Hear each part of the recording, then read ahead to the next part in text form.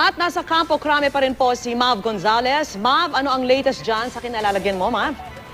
Vicky, kakaalis nga lang ng convoy na maglilipat dito kay Janet Lim Napoles mula dito sa Camp Crame sa Quezon City papunta sa Makati City Jail. Kanina, nakausap natin si PNP Chief Director General Alan Purisima. Ngunit sabi niya, hindi niya madedetalye yung exact na ruta o kung saan sasakay si Napoles para na rin ma-ensure yung kanyang safety. Pero siniguro naman niya na doon sa Makati City Jail kung saan sila ay magkakaroon daw ng 24/7 visual security. So composed yan ng Special Action Force, mga miyembro ng BJMP, pati na rin yung mga iba pang security staff doon sa Makati City Jail.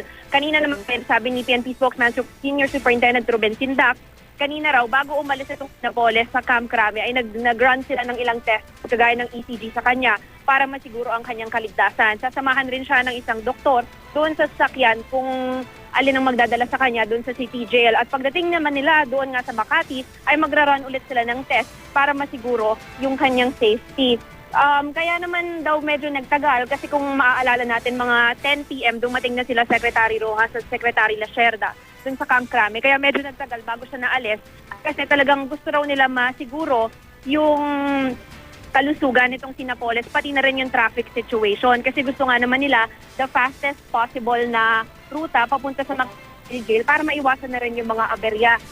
Na-mention din sa atin ni Secretary Rojas na kasama ni Napoles ang asawa niya, si Marine Major Jimmy Napoles.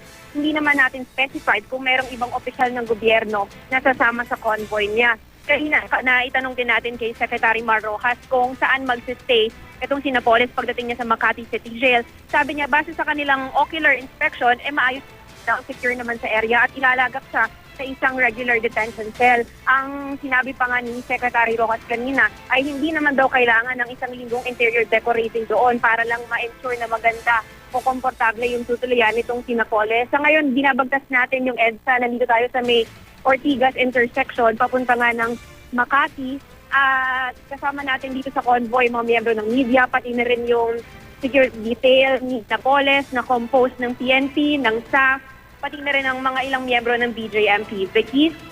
Yes, Mav. Ano yung sinakyan ni Mrs. Napoles papunta nga dyan sa Makati RTC?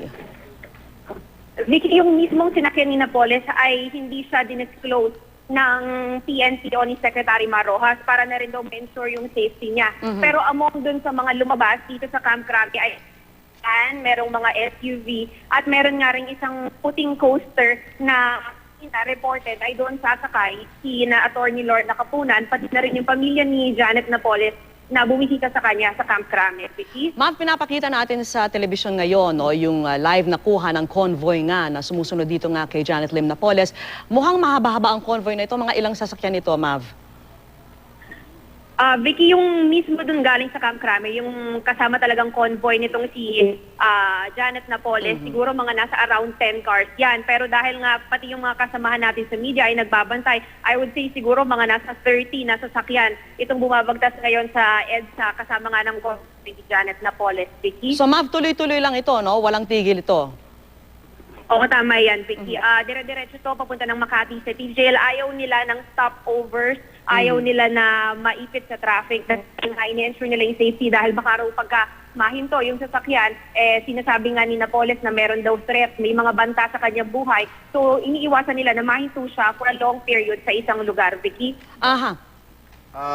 Ma'am, gaano kayo kasiguro na si Napoles nga yung sinusundan nyo? Dahil may threat nga sa kanyang buhay, baka naman may iba pang, alam nyo na, di ba? Igan, kanina nakausap namin si Senior Superintendent Ruben Sindak, yung PNP spokesperson, and inassure naman niya sa amin na papayagan naman daw nila yung media na sumama dito sa convoy. Nanggaling ito mismo doon sa loob ng yung inner gate ng main building ng National Headquarters ng PNP at meron silang mga kasamang security details. Sabi naman niya sa media, ay sige, papayagan namin kayo basta siguraduhin lang na wag naman bara-bara yung pagmamaneho. Ma-ensure din yung safety ng lahat ng sasama dito sa convoy. Ngayon nakikita natin, meron ding mga hagad na kasama itong convoy namin. Meron din tayong na nakaparada on certain parts of EDSA para makita, mabantayan kung saan kami dadaan. Sino sasalubong sa Makati City Jail? Nauna na kasing umalis si Secretary Mar Rojas eh. Sa Maynila, naunang umalis yung convoy ni Secretary Marojas, Oo. pero hindi rin na-mention sa atin kanina Kung kung siya sino ang yung- sasalubong doon.